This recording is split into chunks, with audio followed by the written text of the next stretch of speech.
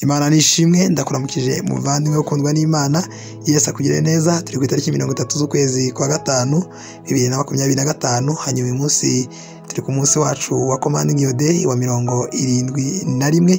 Yesu akugire neza kubana natwe. Hanyuma uyu munsi urasoma hano muri Zaburi, ni Zaburi bice 106 murongo wa 46. Aravuga ngo agatuma babarirwa, ikindi kandi n'abajyanyweho iminyago bose.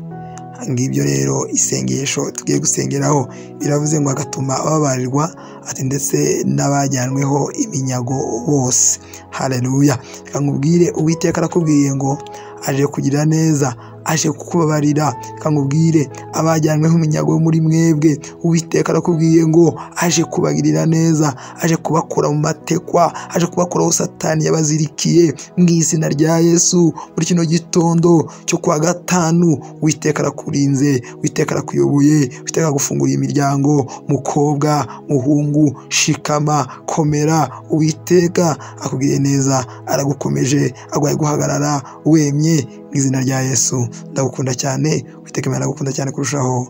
Amen.